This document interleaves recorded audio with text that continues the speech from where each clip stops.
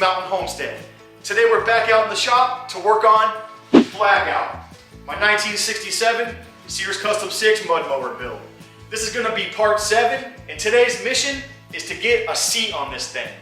Now, what I have in store for it is a seat off of a Murray Widebody. I found this thing on eBay. I'll put a picture on the screen.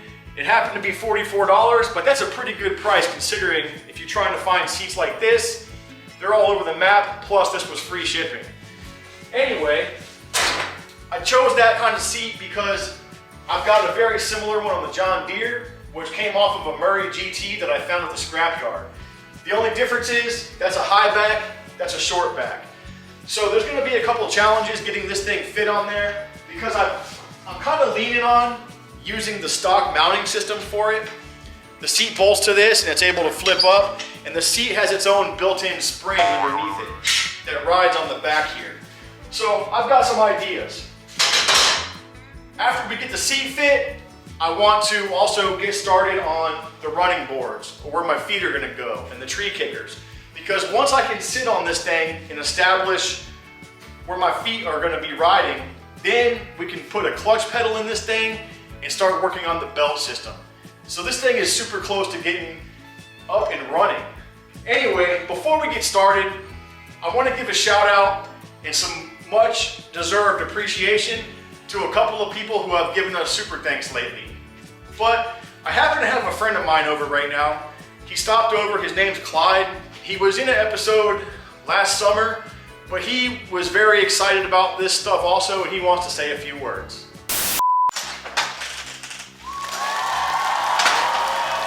Hey everybody, this is Clyde from Mud Holes Or Us, where we're always happy to come stomp a mud hole in your grass. Anyway, I was watching the program the other night, and I noticed another person gave a super thanks to the channel.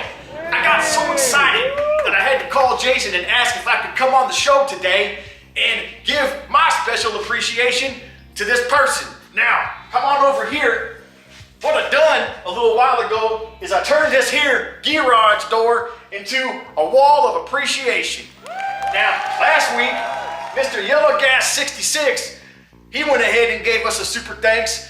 And then just the other night, the one I seen at Tyler Hanks gave us another one. So, from now on, or at least until we run out of room, this here garage door is gonna be the super thanks wall of appreciation. Hey Clyde, can I ask you a question? Sure, Stephen, go ahead. Do you get cold dressed like that? Cold? Me? Nah, it's always summertime in my world. Now, if y'all will excuse me, I got mud holes to go stomping people's grasses.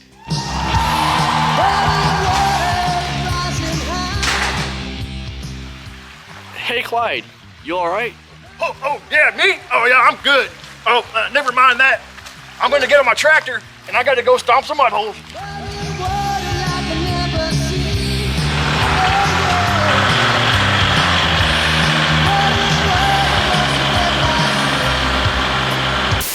All right, guys, we're back. Wow, Clyde, what a character. Love that guy. You'll be seeing more of him on the channel in the future. Anyway, let's get back to the build. Like I was saying before, I want to try to reincorporate the Murray factory seat mount, and I've got some of this scrap angle iron I think I'm going to try to use in correlation with this to kind of level it out, because if you ever notice a Sears frame, it slopes down hard toward the back, and even harder on this build because I slammed the frame down on the transmission. So what I want to do with this here's the seat mount, and it needs to sit more level. It needs to be level, and maybe it can't be all the way down on the frame because of the shifter. So I'm thinking if it was up maybe an inch or so, and it was level, I think that's where I kind of want to be. So my plan is to use this angle iron, and what I'll do is I'll cut it at the same angle as the frame so that the top of it here is level, and then I'll be able to bolt this to the piece of angle iron, and I will probably end up welding the angle to the frame. So we're gonna see how that works out. We're gonna tack weld it once we get it fit up, because if I don't like it or if it's not gonna work, we could easily remove it.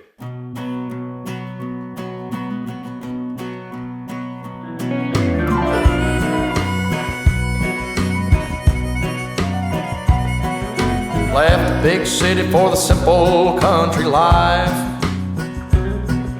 Found myself a woman that it took for me to be my wife.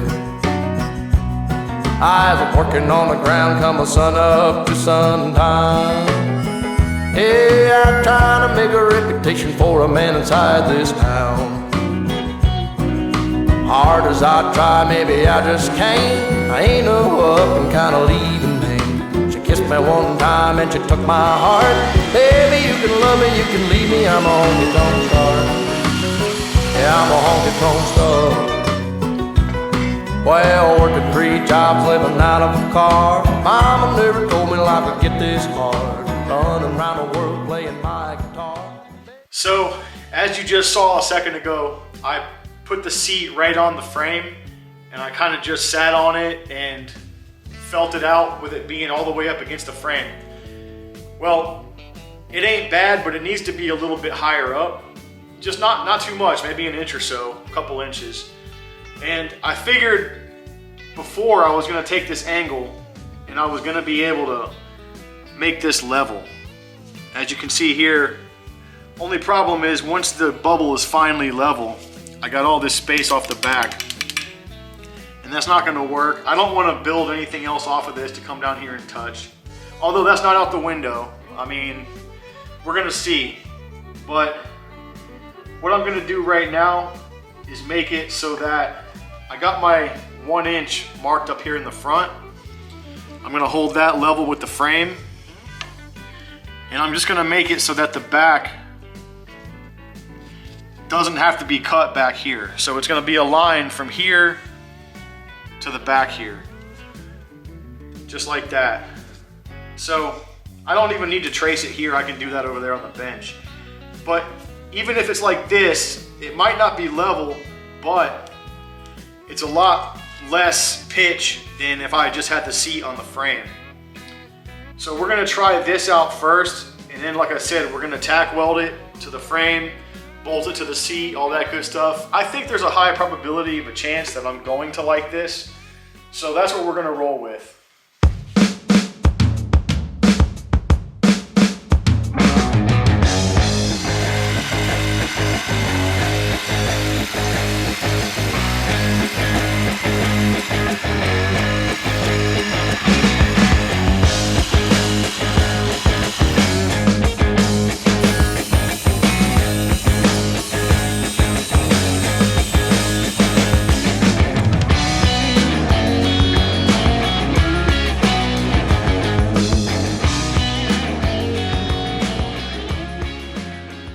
So I've got my seat brackets all cut out and I've clamped them to the factory seat mount.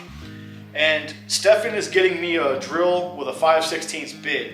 And I'm gonna go pick out some hardware over here. I thought this was pretty cool, if you guys wanna check this out. So I got this Milwaukee pack out. It's a set of drawers. And I actually won this because the company I work for gives out what's called driver incentive. It's a program, and if you get first place, then you get a prize. Well, I got first place for being the slowest driver on the road. So check this out. We've got all our grade 8 hardware somewhat organized. I mean, we can't organize it with every little thing that's different, but you know, you got 3/8, 5/16, and quarter. And then down here on the bottom, we have our big stuff that we keep, 5/8 and 1/2 inch. So most of it's grade 8, but I thought that was pretty cool. Happy because we used to keep all this stuff just mixed up together in like a little tote. And that little tote weighed about 25 pounds. And it was hard to dig through it, but this is pretty cool. Anyway, I'm gonna grab some fasteners. We're gonna go bolt that up.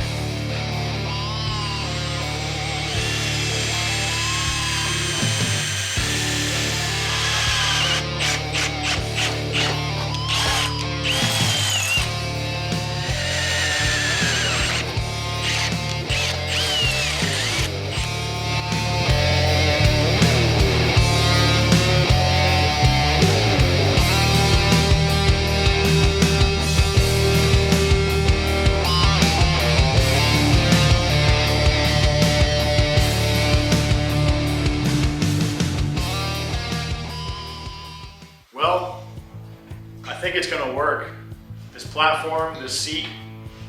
The seat's pretty comfortable. I just can't really lean back in it yet because it just wants to slide. It's just sitting on the frame, you know, metal on metal. But if anything, maybe it would be a little closer, it'd be better. I want my hind end to be just in front of the axle, so I'm not putting too much counterweight on the backside of the axle. Because this thing's, I don't think it's going to have any problem pulling the front wheels up. So I don't need to make that worse. Plus, it just kind of feels good here. But the stirrups are going to have to, I think the stirrups are going to have to go. And we're going to end up having to make our own custom running boards. But that's fine. I think this is going to be a good starting point. And like I said, we could always remove it tomorrow or whatever when we build the running boards. But for right now, I'm going to get up without trying, hopefully without moving the seat. See where we're at.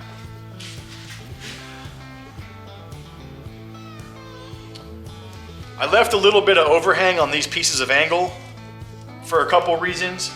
One, so I could move the seat back and forth on here before I finally decide to weld it. And two, because I need to eventually do something off the back side of this. I don't want to just leave the transmission exposed, so that's future stuff. But I was thinking about building a little bit of a tubular bumper thing back here. Maybe bumper's not the right word. Some kind of tubular stuff going on back here that I can incorporate a little receiver hitch so I can pull a trailer if I want to, or put a hook on this, you know? Something like that. So I figured if I left a little bit of that angle hanging off, that would give me more options to be able to mount that kind of thing. But I think this is gonna work, guys. And check this out, if it's raining or overnight, you know, I can just flip the seat up and it'll rest on the steering wheel.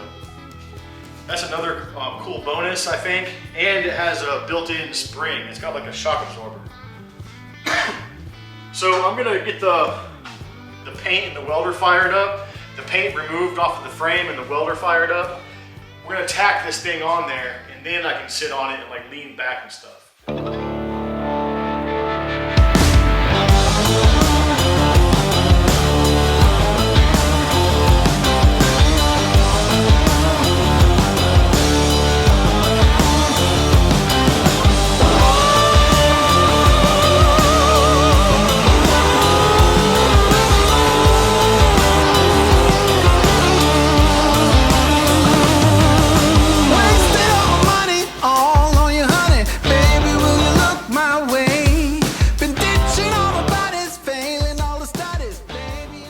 So I've got this thing in the position I think I want it in.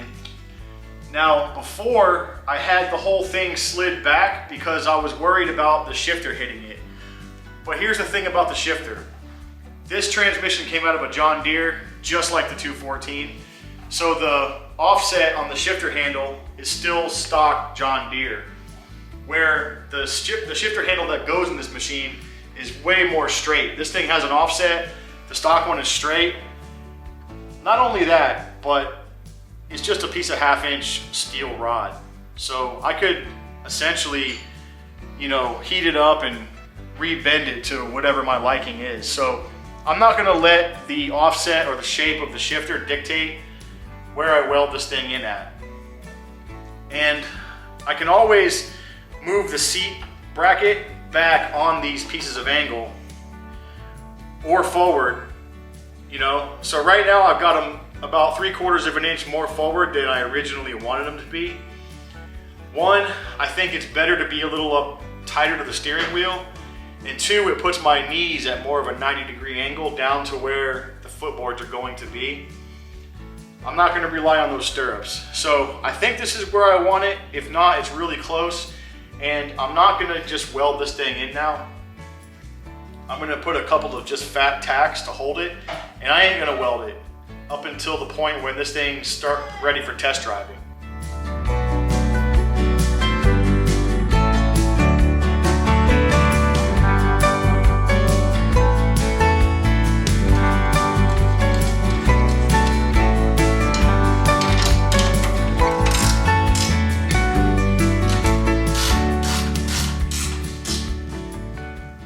seat is all tacked in and feels good. Now the seat has springs and a pin through it that are a little bit dry and crusty, so I gotta oil all that stuff up, but not yet. And yeah, I can lean back. It just feels good all around. It's a good ride height. In my rear end, when I look down, I'm at least an inch or two in front of the axle center line. So that's good. And now what I need to do is, I think these stirrups gotta go. But that's gonna be a tomorrow issue because it's getting late, it's dinner time, and we are going to go ahead, call it a night, and we'll see you guys tomorrow in the morning. What's up, guys? It's the next morning. We came out here a couple hours ago to get a head start and trying to get some ideas about what we're gonna do for the clutch pedal, the running boards, and tree kickers. Now, in my mind, if you come over here, I thought that I was gonna try to make something similar to what I did on this tractor. This is 3/4 inch EMT with gussets and some sheet metal. Everything's welded out and bolted to the side of the frame, so if anything gets damaged, I can take it off and replace it. Well, nothing's ever gotten damaged on this, and it has taken quite a few hits from things. But I just don't have the same room on this tractor. See, this thing is such a compact deal that I can't imagine my feet being anywhere but on the factory stirrups. So the right side stirrup is still there. We never even took it off. And I think I'm just gonna keep that there. The left side stirrup is in the way of the engine shroud. If you come over here. So what's going on here is it can't go all the way in. It only needs to go another inch or so before it's all the way where it used to be. So I need to take a cut out of the stirrup here so it can clear the engine shroud. Now for a clutch, we were kicking around ideas, and we also watched Richie Rich's video on his custom 6 that he won the build-off with last year. And I really like the idea of not having the clutch be on the outside of the stirrup for clearance reasons, tire, things coming into contact with it. So I think we're gonna try to duplicate what he did and have the clutch, at least the arm for the foot pedal, to be over here tight to the engine shroud. So that's not set in stone. We're gonna go that route. And so the next thing we need to do is also come up with a solution for tree kickers, which Rich also has a fantastic setup on his tractor. There's not a whole lot of ways to go with that because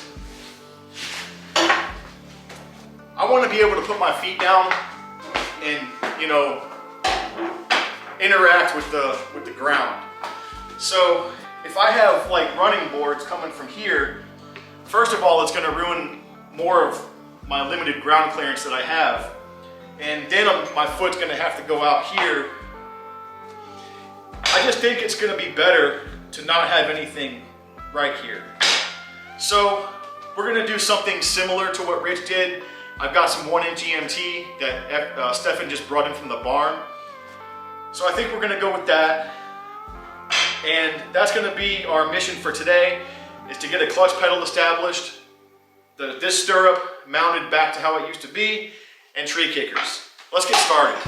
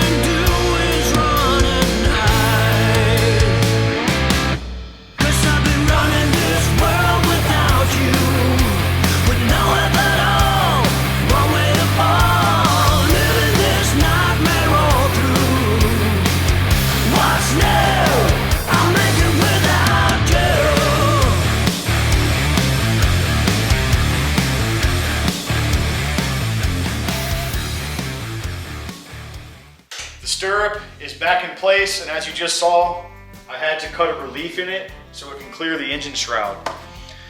Now, this here is potentially going to be the clutch axis pivot pin. Now, I'm not just gonna leave it like that as a piece of 5/8 rod, which is all this stuff is. It's 5/8 round, solid, but there's a lot of play. That's how it was for years, the factory. The old clutch used to come out through here. It came up, had a bend in it, and it came over like this. So you pushed it, and I guess it wallered out and developed all that slop. Well, I'm gonna go ahead and go with this same axis point because it's in the perfect position. What I'm gonna do though is, I don't have it today, but I'm gonna get a piece of tubing that sleeves this, that's going to fit in between here. I'll weld it in permanently, and then I'll find the correct size oil light bushings, you know, like brass bushings, that will slip inside of that tube, that this will go through. So that way it'll be nice and sturdy. It'll be held in place, and it'll have bearings to ride on, so that hopefully it doesn't do that anymore, right? And so also what I'm thinking is going to happen is, picture this Sawzall blade, right? This is a piece of flat bar. I don't know what thickness, 3/16, maybe something like that, quarter probably. It's going to go right here. So I might not have that tube go all the way through, saying that. I probably just have a bushing on each side. I'll have a tube going through the stirrup with a bushing, so that the middle of this rod is exposed, so that I can have this piece of flat line, right? That'll be somewhere here, so that I can come off of the side of it with some sort of a pedal, right? And with the wheel all the way over here, you see that I don't have a whole lot of clearance, but let's say that's my clutch pedal. It's got plenty of throw. So if there was a piece coming off the side of it right here, I've got several inches of throw. And then if you come over here on this side, this is where that 5/8 pin comes through. Now on the factory, it had a lever that went up, and that's why there's sheet metal missing here. However, my engine block is there, and I still need to weld a piece in here so that I can have that fourth bolt that bolts the engine down. My steering's here, so this can't go all the way across. I'm gonna have to have another tube in here with another bushing, and my lever will come off the bottom. I'll have a heim joint with a piece of rod that goes up to whatever I build up here to actuate the clutch. So when I push the clutch, I know it's hard to envision, guys, because it's just, I'm talking with my hands and you don't see it, but there will be a pivot or a lever coming off this side facing down. When I push the clutch forward, it's gonna go back like this. There's gonna be a heim joint and a rod going back over here to another pivot and some other setup back here that will actuate the clutch and pull the clutch down off the belt. So that'll be my clutch idler over here somewhere. This is gonna be my clutch. Right where it used to be from the factory, it's just gonna be modified, and that's not gonna happen today because I don't have all the pieces and parts or the time for that today. Today was to establish footboards, which we're gonna go with the factory. These stirrups are staying. Clutch is gonna be in the factory location. The next thing we're gonna do today, which we do have time for and material for, is build those tree kickers. So that's gonna be next. Let's get started on that.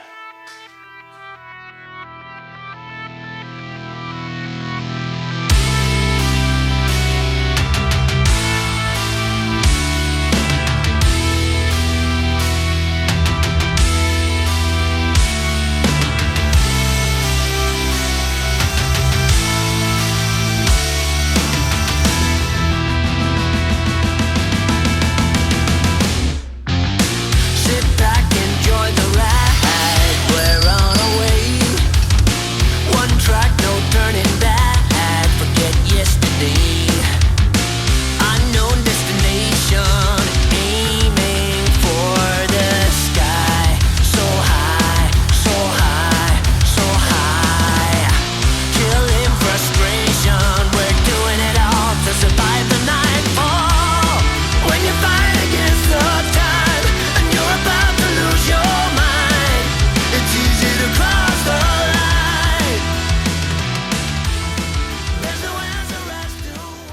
That little guy, I wouldn't worry about that little guy. Right at the last second, I blew a hole through the pipe, but not too shabby. I had to stop and start, but that should hold just fine. Frustration, have to do it all to survive the nightfall. When you fight against the time and you're about to lose your mind, it's easy to cross the line. There's no answer as to why when you look death in the eye. Either you live or you die. You live or you die.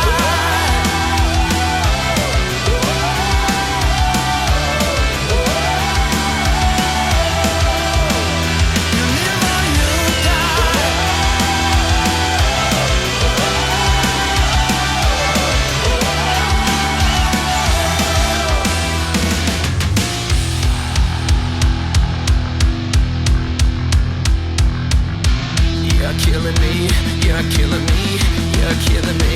Can't have enough, you're killing me, you're killing me, you're killing me.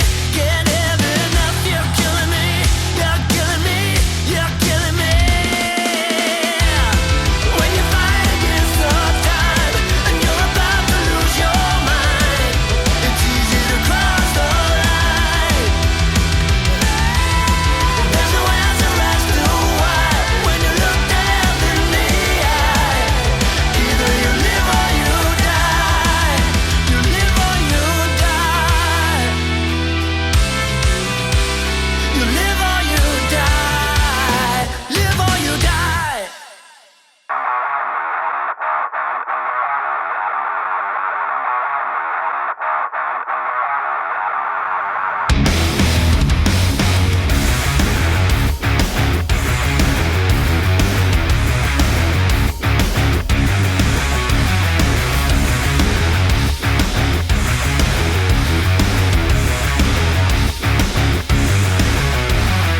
Do you think I'm crazy? I've done all this before.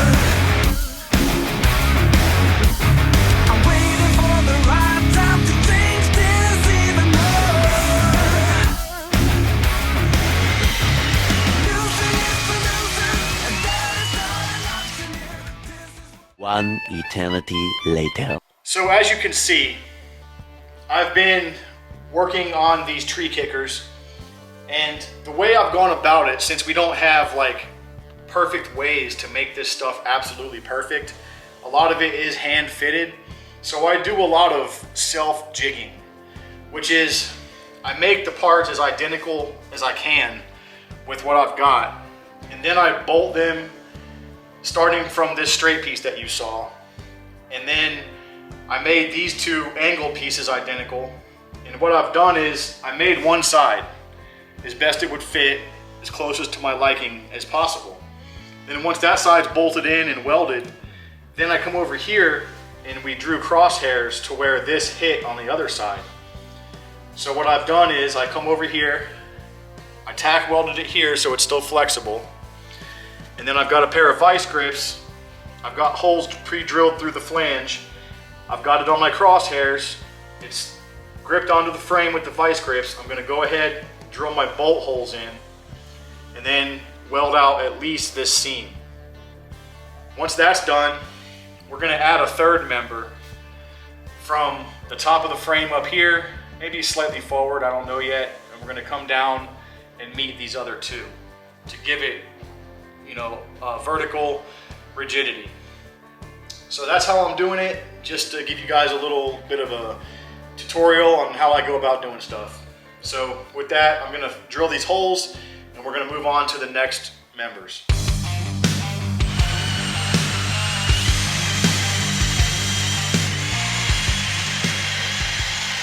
Few moments later. So here we are. This is what I've come up with. This is my top tube that's going to give it vertical stability. So I've hammered on it and grinded it down to the point where when I place it up against the tractor frame, it fits nicely over the end here. It's contoured and it's making contact with everything. Now what I'm gonna do here, same thing I did on the other ones. I'm gonna tack weld it in here so it's fixed at this position. I'm gonna put a couple of bolts through this flange.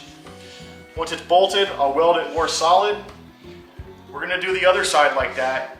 And we're gonna come back when this is all done, because I'm sure you guys wanna see every second of this, but it's a teaser. So you're gonna have to just hold your horses until it's done, and then we'll show you the finished product.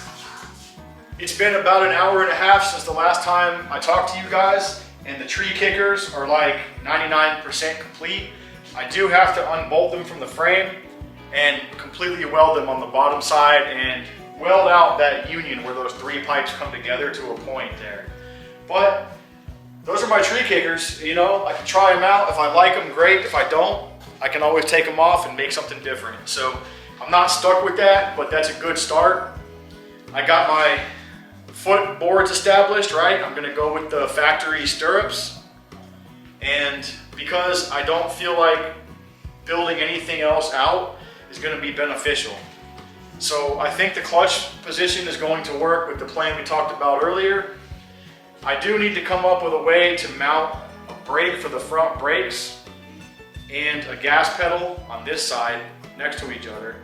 That's gonna be interesting, but not impossible. I've already got some ideas about that. And the next thing I need to do for this tractor, the next time I work on it, is going to be the clutch and belt system.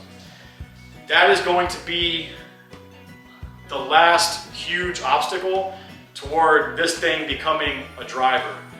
So I need to get some parts for that stuff. I need to figure out what kind of tubing I'm gonna use, bushings, bearings, whatever the case may be, heim joints, all that stuff. I need to figure it out, get those parts, hopefully before next weekend so I can do this.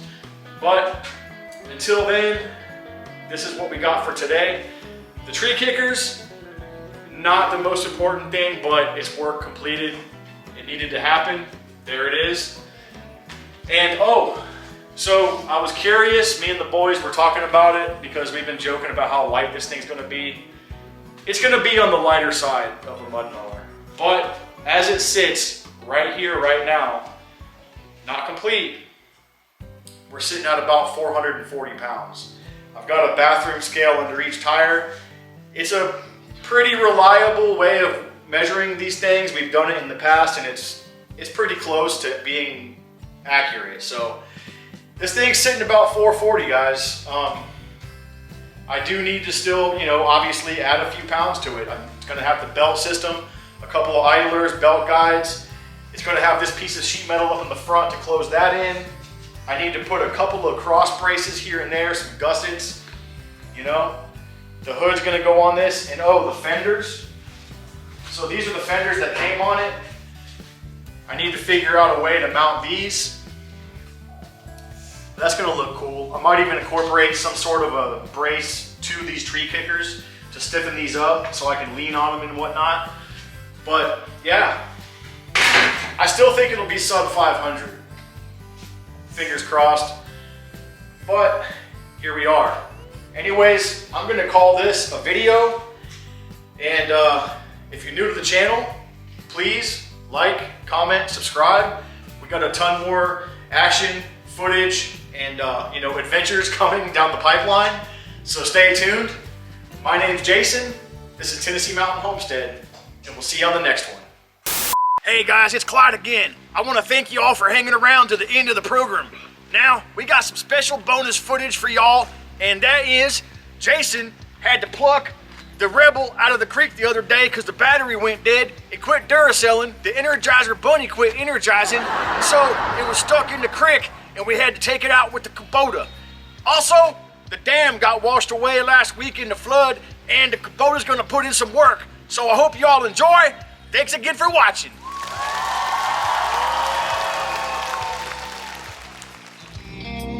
Sun's not shining yet. Rain keeps falling and the skies are gray. Where the man starts someday.